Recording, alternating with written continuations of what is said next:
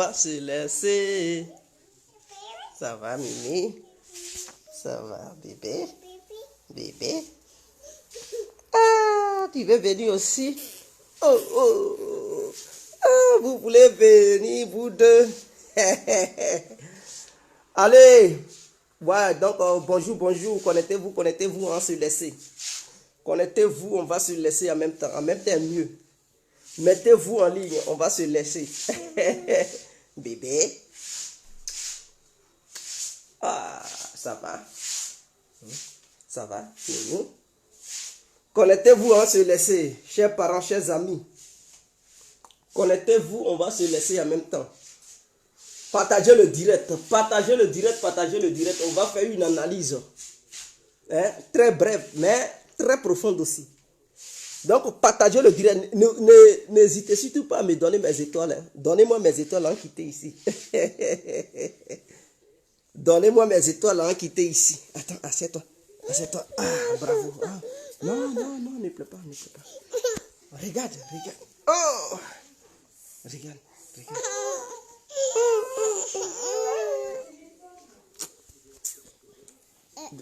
Prends le téléphone. Regarde le téléphone. Dessin, dessin ici. Oh, oh, prends. Ouais, regarde, regarde dessin. Ouais, regarde dessin. Prends tablette. Prends ça. Tiens. Excusez-moi, hein. Prends. Regarde. Oh, bravo. Attends, je vais mettre. Non, attends.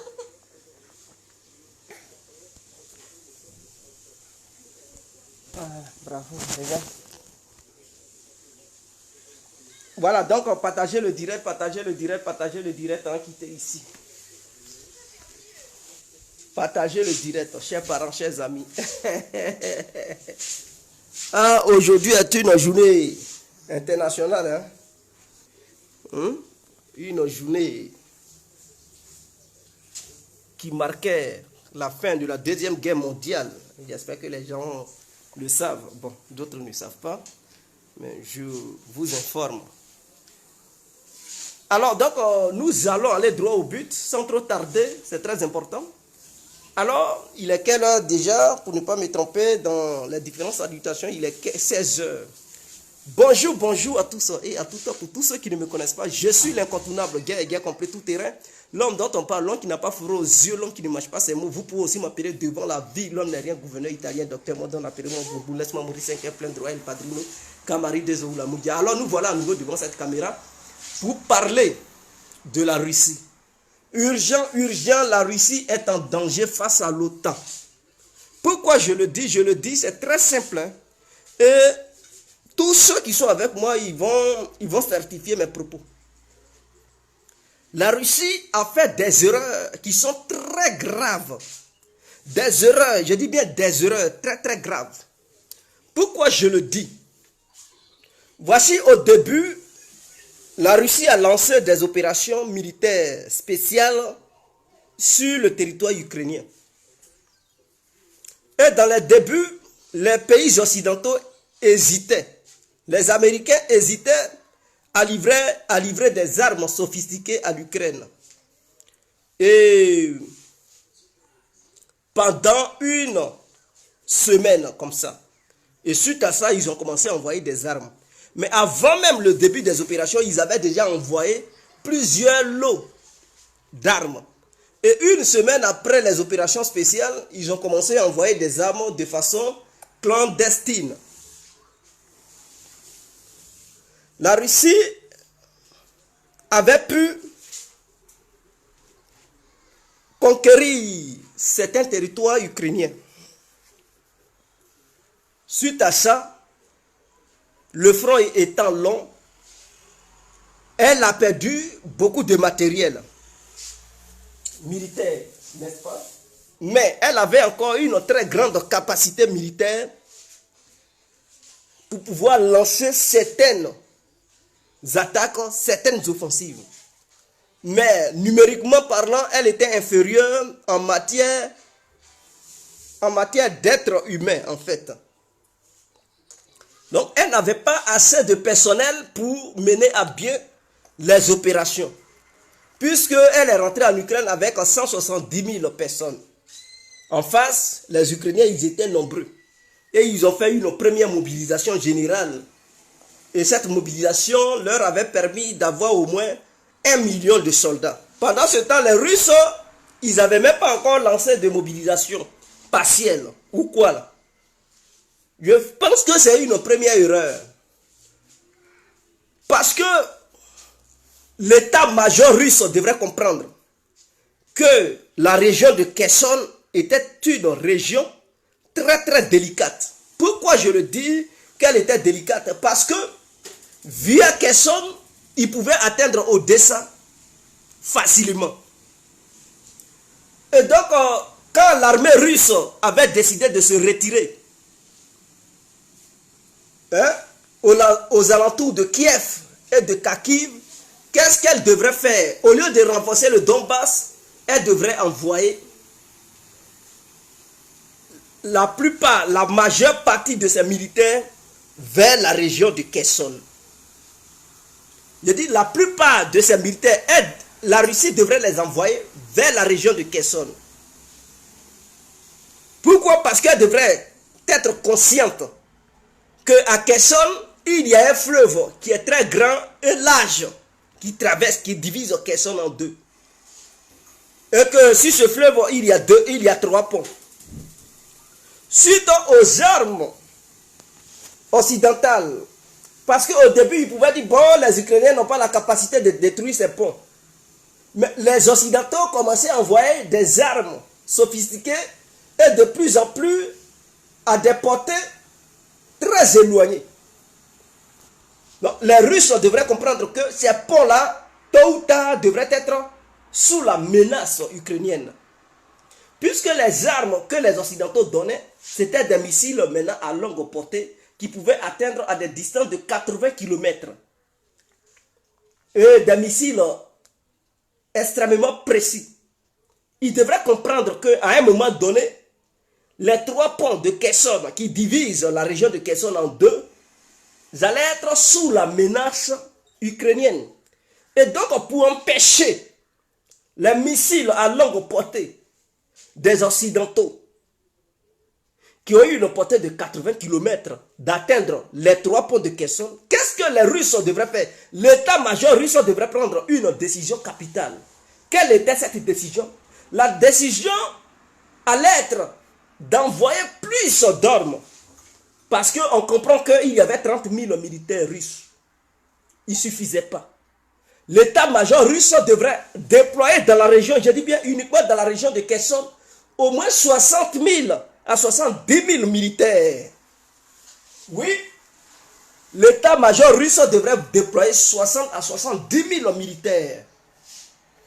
Envoyer beaucoup de matériel de guerre. Objectif, ne pas se limiter sur la région de Kherson, mais lancer une attaque de grande envergure sur la région de Nikolaev pour occuper une grande partie de la région de Nikolaev.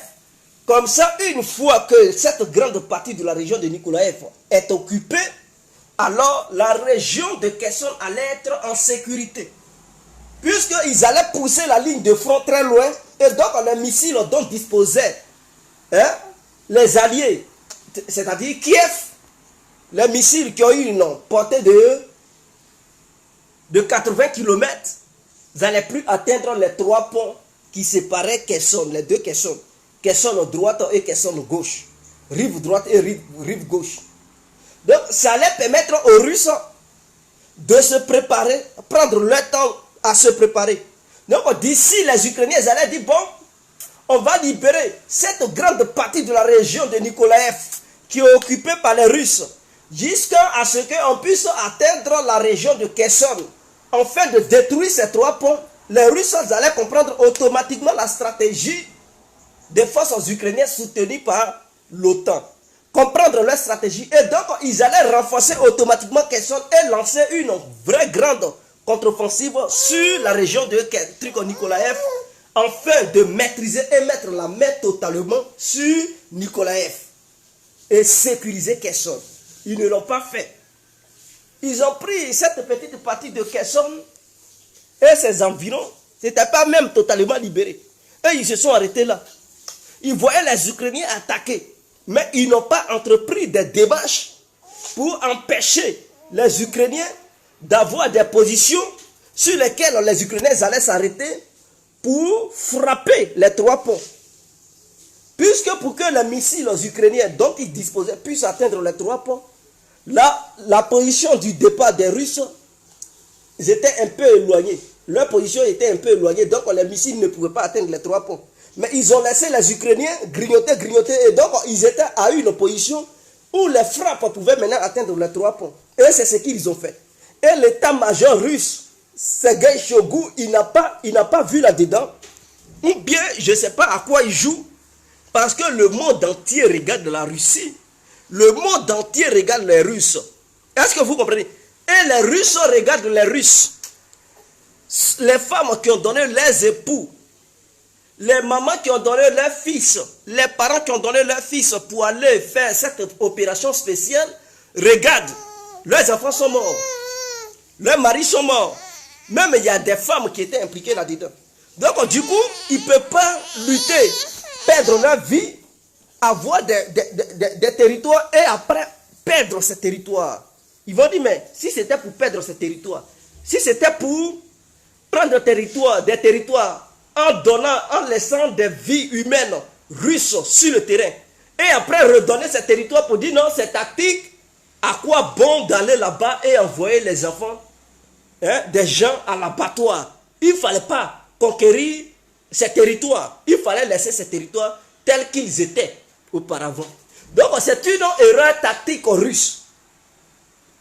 Mais ce n'est pas encore fini cette erreur.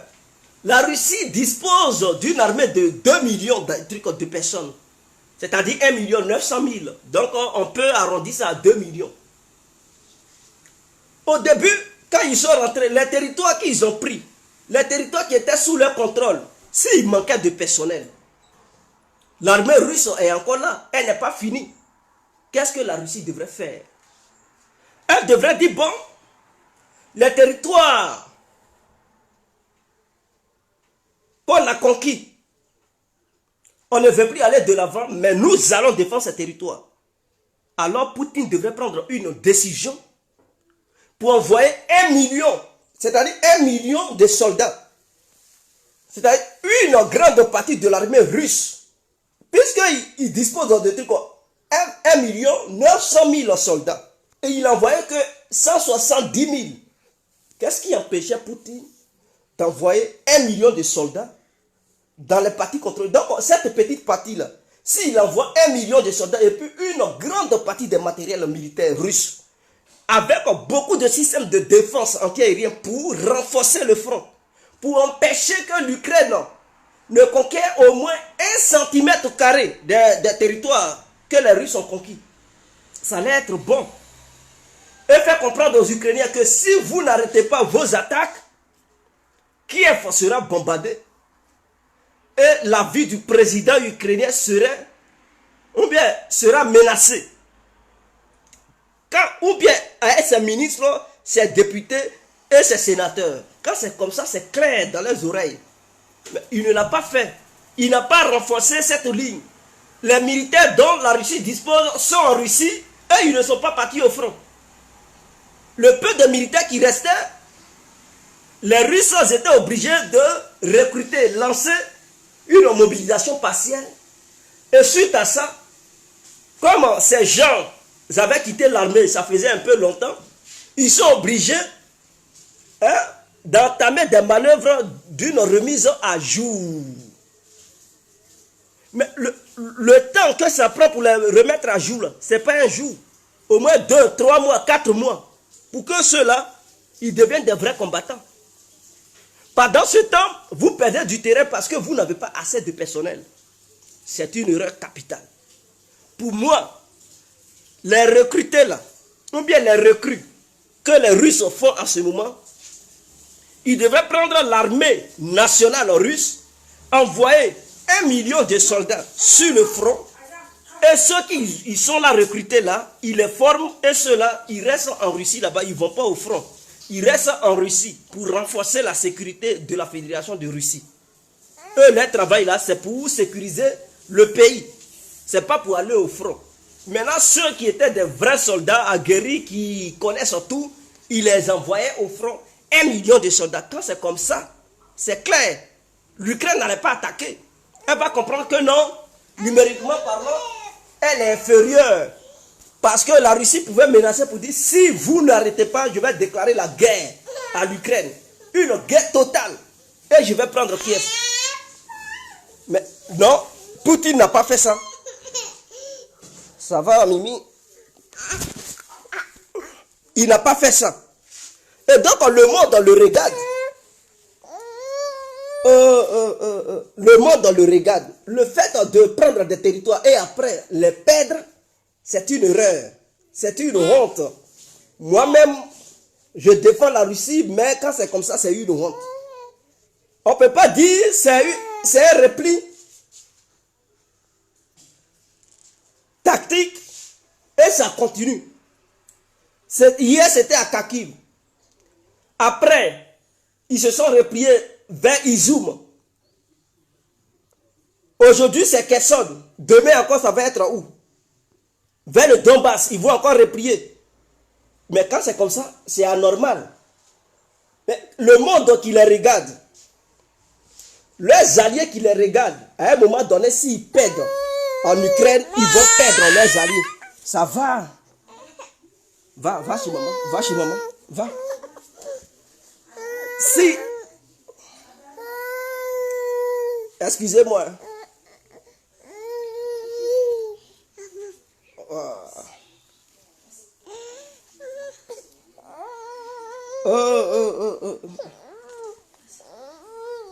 Va chez maman. Donc, s'ils perdent en Ukraine, c'est fini. C'est fini, ils vont perdre partout. Non seulement ils vont perdre leurs alliés, ils vont perdre leurs alliés parce que leurs alliés vont craindre. Ils vont dire, mais la Russie ne peut pas nous défendre parce qu'elle-même, elle était confrontée à l'Occident. Et elle a perdu face à l'Occident. Ce n'est pas nous que les Russes vont défendre. Ce n'est pas nous. Parce que la Russie ne peut pas envoyer des milliers de soldats pour défendre leurs alliés et voir ces soldats mourir là-bas. Et les parents des soldats vont cautionner ça. C'est une opération spéciale qui est pour la Russie elle-même. Si elle n'arrive pas à défendre les terres conquises, mais ce n'est pas ailleurs qu'elle pourra défendre des terres de d'autres personnes. Donc cela va donner un galon à l'OTAN. Et l'OTAN va continuer. Pourquoi je dis l'OTAN va continuer? Non seulement la Suède, la Finlande vont faire partie de l'OTAN désormais. Il suffit que la Turquie valide. Donc quand ces pays vont faire partie de l'OTAN, l'OTAN ne va pas s'arrêter là. Parce que si l'OTAN gagne face à la Russie, en Ukraine, ils vont dire, mais ce sont les Ukrainiens qui ont gagné. Et l'histoire sera écrite ainsi. Ils ne vont pas dire c'est l'OTAN qui était en face. Ils vont dire les Ukrainiens ont battu les Russes. Et ça va être étudié à l'école. Même en Afrique, ils vont étudier ça là-bas pour dire les Ukrainiens ont réussi à battre les Russes sur un terrain de guerre. Ils ne vont pas dire la Russie faisait face à l'OTAN. Non, non, non. Et cette génération qui n'a pas vu l'histoire, la génération future va croire à cette histoire. Et c'est comme ça que ça marche. Hein? La génération future va croire que petit Ukraine a battu la grande Russie. Et ça va écrire ça va être écrit noir sur blanc. Et les gens vont étudier, ils vont dire, ah, mais ils ne vont pas leur dire la vraie vérité. Donc si la Russie est battue, qu'est-ce qui va se passer? L'Europe va vouloir encore intégrer la Géorgie au sein de l'Union européenne ainsi que dans l'OTAN. Ils vont accélérer les choses. Parce qu'ils vont dire, bon, la Russie n'a plus la capacité d'intervenir dans les autres pays parce qu'ils ont anéanti leurs forces de frappe. Donc, ils vont accélérer les choses. Donc, si les Russes perdent en Ukraine, ils vont dire, bon, la capacité, la force militaire russe a été anéantie. Donc, il faut vite faire pour intégrer la Géorgie. Donc, l'OTAN va encore pousser les Géorgiens à intégrer l'OTAN et l'Union européenne. Si la Russie ne veut pas, si elle dit non, je conteste, ils vont rejeter la constatation de la Russie. Même que ce soit sur le plan politique, ils vont dire non, on n'a pas le temps. Et ils vont rejeter ça. Et ils vont demander aux dirigeants géorgiens de faire vite et que l'Union européenne ainsi que l'OTAN vont soutenir la Géorgie. Qu'est-ce que la Russie va faire? Ils vont dire, ben, si les Russes interviennent, nous allons vous soutenir pour les battre parce qu'on les a battus en Ukraine. Et donc les Géorgiens auront l'audace de dire, bon, on est prêt à se battre.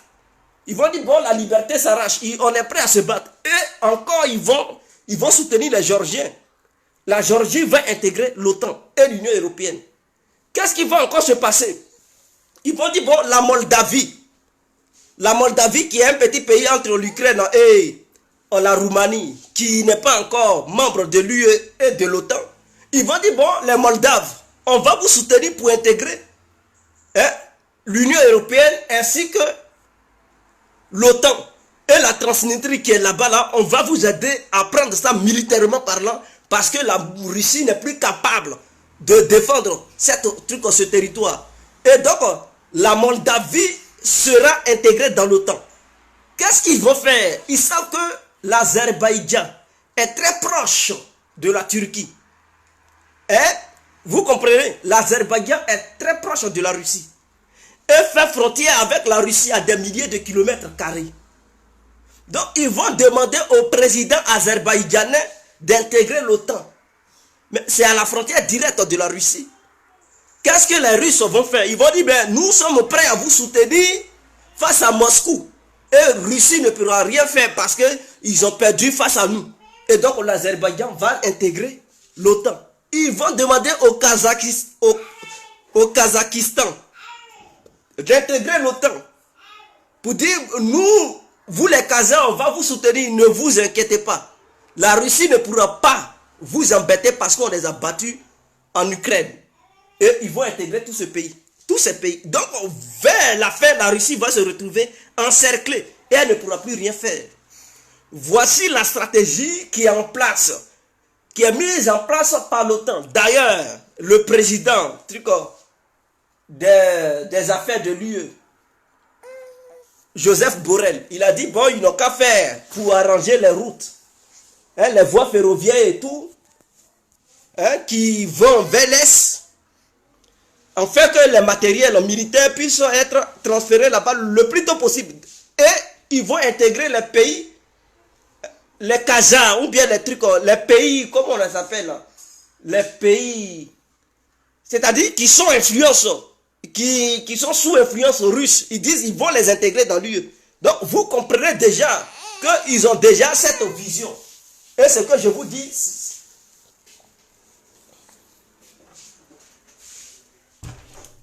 ils ont déjà cette vision. Et donc ce que je vous dis est un fait. Eux-mêmes ils disent non, ils vont entreprendre des démarches pour intégrer les autres pays.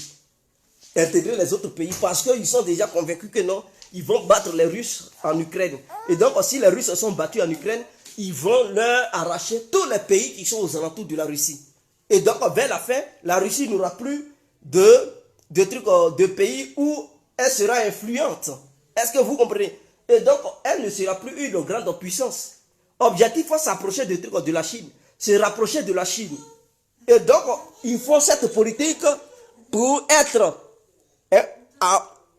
à côté de la Chine et aussi auprès de la Corée du Nord. Et si la Russie est battue en Ukraine, Poutine risque de perdre le pouvoir. Il faudrait que ça soit clair. Mais c'est clair. Parce que tous ceux qui sont morts là-bas, là, les parents de ces gens-là, peut-être même ils ne vont pas se manifester maintenant, mais dans 2, 3, 4 mois, ils vont demander des comptes à Poutine pour dire, mais à quoi tu joues? Si tu ne peux pas défendre ces territoires, pourquoi tu as envoyé nos enfants? Pourquoi ceci, cela? Pourquoi tu n'as pas mis le paquet? Et les militaires, même peut-être d'autres militaires seront fâchés. Ils vont dire à Poutine, mais on t'a demandé des moyens. On t'a dit de nous laisser faire. Tu nous as contenus. Tu nous as dit, non, tu étais en opération militaire spéciale. Pourquoi tu n'as pas déclaré la guerre totalement pour mettre toutes les forces de la Russie à notre disposition pour faire le travail? Et que tu nous as dit, non, non, non, on a perdu nos camarades et on ne peut plus accepter que tu nous diriges. On ne peut plus accepter que tu sois notre président. Parce qu'avec toi, la Russie ne peut pas avancer. Et donc, cela peut pousser d'autres à faire chuter Poutine. Et donc, les radicaux peuvent comploter les militaires pour dire non, Poutine a fait humilier la Russie en Ukraine Donc, il n'a qu'à tomber. Et ils vont promettre aux militaires que si vous faites chuter Poutine et que nous, on prend le pouvoir, alors on va reprendre la guerre en Ukraine et on va gagner cette guerre parce que nous sommes prêts à vous donner la carte blanche. Au début, Poutine devrait être clair. Sa menace devrait être mise à l'épreuve. C'est-à-dire, à un moment donné, l'Occident le prend maintenant comme un clown. L'Occident le considère comme il est faible. Parce que quand tu menaces, pour dire si vous tentez, voici les conséquences. Il faut montrer une petite partie de ta force de frappe. C'est-à-dire, au début, là, même quand il a menacé, on dit, oh, il bluffe, il bluffe. Il devait frapper durement Kiev, bombarder partout, menacer même truc. Et même si c'est arme nucléaire tactique utilisée, une seule arme nucléaire tactique dans une ville ukrainienne. Frapper là-bas, boum! Mais avant ça, il doit convaincre ses alliés, tous les pays qui sont partenaires avec lui. Il devrait envoyer des diplomates avant ça, en fait, pour les avertir, pour les alerter. Parce que l'Occident allait jouer sur ça pour les isoler. Donc avant ça, il devrait envoyer des gens pour convaincre leurs partenaires partout et dire à leurs ambassadeurs qui sont dans les autres pays de faire le boulot. Une fois que les pays qui sont en partenariat avec la Russie sont convaincus et sont d'accord, il n'y a pas de souci, Poutine peut agir. Il frappe dur dans une ville, boum, et fait comprendre aux Occidentaux pour dire, ça c'est un avertissement. Si vous continuez à envoyer des armes en Ukraine, les pays par lesquels ces armes passent seront frappés. Chaque pays va recevoir un missile tactique. Et quand c'est comme ça, c'est clair dans les oreilles des uns et des autres. Et donc, du coup, qu'est-ce qui va se passer? La population, ou bien les populations de ces pays frontaliers de l'Ukraine vont mettre la pression sur leurs différents gouvernements pour dire nous ne voulons pas une guerre avec la Russie, nous ne voulons pas recevoir de missiles. Parce que quand le missile sera largué, les dégâts que ce missile va faire, le monde entier va voir les dégâts. Donc chaque pays sera inquiet. Même les différentes populations vont être inquiètes pour dire non, non, non, non, non, nous on ne veut pas de tels dégâts chez nous. Et donc si les missiles passaient en Pologne, les Polonais ils vont prendre conscience. Si ça passait en Roumanie, les Roumains ils vont prendre conscience. Si ça passait, je ne sais pas où là, en Moldavie, les Moldaves vont prendre conscience. Et ils vont dire bon, négocions. Mais non, ils ne l'ont pas fait. Ils ne l'ont pas fait. Et donc, quand c'est comme ça, chaque pays, même les petits pays, montrent leurs muscles. Les petits pays montrent leurs muscles. Parce qu'ils n'ont pas été très décisifs. Ils n'ont pas été concrets dans leurs menaces. Ils devraient frapper très fort, dur, pour montrer au monde entier, pour dire, on n'a pas peur de l'OTAN. Et que si vous continuez à nous titiller, ça va être une guerre totale. Quand c'est comme ça, ça envoie un message fort au monde entier. Et les gens vont commencer à dire, bon, négocions, négocions, pour éviter une catastrophe internationale. Donc, Poutine, je ne sais pas à quoi il joue. Kherson qui vient de perdre là, c'est un endroit très, très stratégique. C'est-à-dire, là où les Ukrainiens sont maintenant, la rive droite, leurs missiles peuvent frapper la ligne d'approvisionnement russe. C'est-à-dire, les armes qui vont quitter la Crimée pour passer, pour rentrer comment on appelle ça, à Mariupol, à Melitopol, les Ukrainiens peuvent frapper ces armes. Peuvent frapper ça parce que leurs missiles, la portée de leurs missiles peuvent atteindre, la portée de leurs missiles peut atteindre ces lignes d'approvisionnement.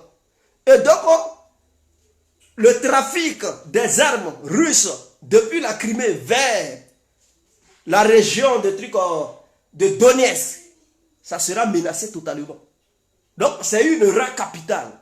Ils ne devraient pas laisser la rive droite. Ils ne devraient pas laisser la rive droite, mais ils ont attendu jusqu'à ce que ça ait été détruit. C'est suite à ça, ils disent non. Ils ne devraient pas laisser même ça détruit. Ils devraient lancer, même s'ils devraient perdre des êtres humains, il fallait perdre des soldats russes vers la rive droite que de dire bon, c'est un repli stratégique. Non. Ils devraient tout faire pour forcer les Ukrainiens jusqu'à replier vers au fond de Nikolaev Comme ça, leurs défenses allaient être même dans la région de Nikolaev. Donc, du coup, les 3 ponts de Kherson allaient être sous protection totalement, sans être menacés. Mais vous allez voir, dans ces temps-ci, la Crimée sera frappée à longueur de journée parce que les Occidentaux vont donner des missiles encore à longue portée depuis leur position de Kherson, de la rive droite, pour atteindre le territoire de la Crimée. Et Poutine n'a pas réagi violemment quand ils ont frappé le pont de Kerch. Ils devraient frapper tous les bâtiments administratifs ukrainiens à Kiev pour leur envoyer un message fort pour dire la prochaine fois que vous allez attaquer, il ne serait-ce qu'un petit endroit de la Crimée, ça sera encore plus violent. Et vous, les pays occidentaux qui donnez des armes à longue portée à l'Ukraine, si vous touchez à ça, nous allons aussi frapper chez vous. Quand c'est comme ça, la menace est claire. Donc, du coup, les pays occidentaux vont dire non, non, non, on ne peut pas vous donner de telles armes pour ne pas déclencher une guerre avec la Russie. Mais ils ne l'ont pas fait. Et quand c'est comme ça, c'est comme une faiblesse. Et donc, les occidentaux augmentent. J'espère que ce retrait va faire que les Russes aussi ne vont pas encaisser la honte totalement.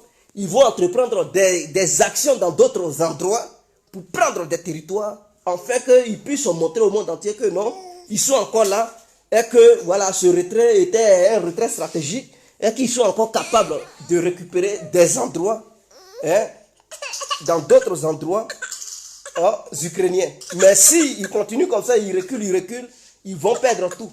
Parce que la Crimée n'est pas protégée. La Crimée n'est plus protégée.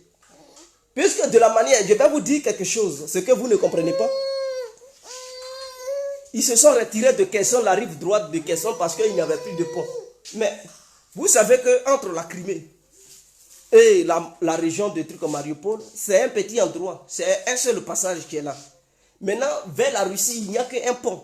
Il suffit que les Ukrainiens détruisent ce pont qui relie la Russie à la Crimée s'il n'y a plus de pont. Mais il ne va plus y avoir de renfort sur la Crimée. Et sur la ligne de trafic qui quitte la Crimée vers la région de Donetsk est menacée. Si ça est sur frappe ukrainienne, mais c'est fini. Ils vont perdre encore la Crimée. Donc, j'espère qu'ils comprennent, ils comprennent la menace qui pèse sur la Crimée et qu'ils vont vite faire pour montrer au gouvernement de Kiev. Moi, ce qui me reste, si j'étais à leur place, c'est d'envoyer un grand renfort. Au moins 500 000 soldats en Biélorussie. Objectif capital, Kiev. Donc les 500 000 soldats là, ils n'ont pas autre chose à faire que de lancer une opération de grande envergure, une grande attaque. Objectif Kiev. Donc avec ça, ils peuvent atteindre Kiev. Prendre Kiev, renverser le gouvernement, mettre un dirigeant là-bas. C'est tout ce qu'ils peuvent faire. Ils ne leur ont pas demandé de prendre toute l'Ukraine. Mais ils prennent la capitale, ils mettent un gouvernement à Kiev et ce dernier, il tient un discours fort pour demander aux Ukrainiens de se rallier. Et tous ceux qui ne veulent pas se rallier, ceux qui sont prêts à se rallier, mais l'Ukraine sera divisée en plusieurs morceaux. Ceux qui vont se rallier, ils seront sous le contrôle de ce gouvernement. Ceux qui ne vont pas se rallier, alors ils seront combattus.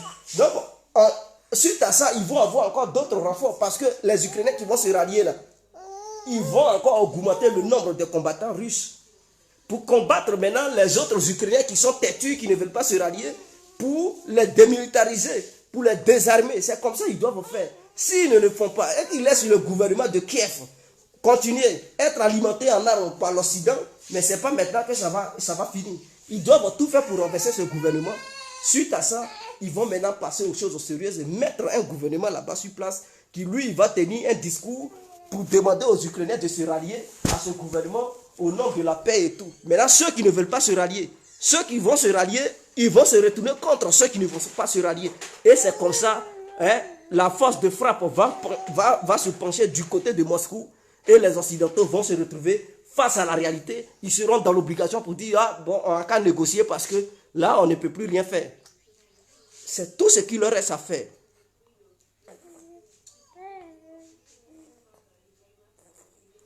Non, je ne suis pas dans les émotions. Ce n'est pas une question d'émotion. C'est un fait. C'est un fait. La Russie doit comprendre que si elle perd en Ukraine, elle risque de perdre tous les pays qui sont aux alentours. Parce que les Occidentaux vont provoquer. Ils vont se dire, la Russie ne peut pas les arrêter à faire ce qu'eux, ils ont envie de faire. Si elle perd en Ukraine, ça veut dire que l'OTAN va s'installer en Ukraine. L'Ukraine va rentrer dans l'Union européenne, ce que la Russie ne voulait pas hier. Donc, ils vont dire, bon, nos sacrifices sont payés. Est-ce que vous comprenez? Donc, demain, ils vont dire, bon, la Géorgie. Ils vont dire, mais même si les Russes interviennent en Géorgie, on va encore les aider à les chasser là-bas. Qu'est-ce qu'ils vont encore faire? Ils vont continuer. Parce que quelqu'un, quand il commence quelque chose, quand tu lui dis non, tu n'aimes pas, et que tu l'affrontes, et qu'il te bat, mais il continue. Tant que tu ne l'as pas maté, il ne s'arrête pas, il ne comprend pas la leçon. Et donc, ils vont continuer comme ça, ils seront comme ça. Et les Américains vont être dans cette politique pour maîtriser la Russie et la Chine. Une fois que c'est maîtrisé, ils seront les seuls maîtres du monde. Personne ne peut encore les embrouiller puisque les Européens se soumettent à eux. Donc, les Européens sont des Américains. Les deux pays récalcitrants, ou bien trois pays récalcitrants, c'est la Chine, la Russie et l'Iran. En dehors de ces pays, il n'y a pas autre pays. Vous comprenez? Donc, voici un peu la réalité. Ce n'est pas une question d'émotion.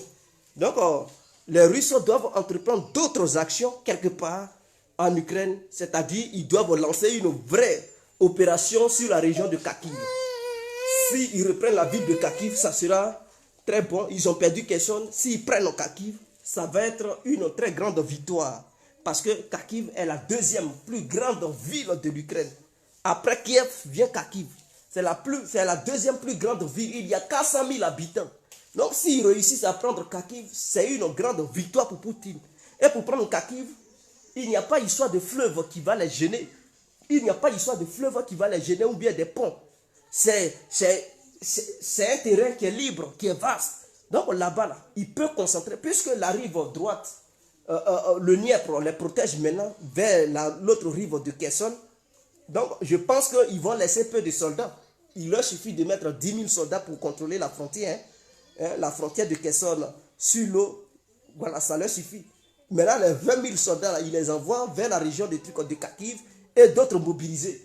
Ils mettent 100 000 soldats vers Kharkiv. Opération lancée, une grande opération de grande envergure sur la région de Kharkiv pour prendre Kharkiv. 100 000 soldats, ça suffit pour prendre Kharkiv. Je pense qu'avec 100 000 soldats, il peut prendre Kharkiv. Et quand il va prendre Kharkiv, Zelensky sera dans l'obligation de négocier. Voilà, c'est ce qui est clair. Donc, on se laisse.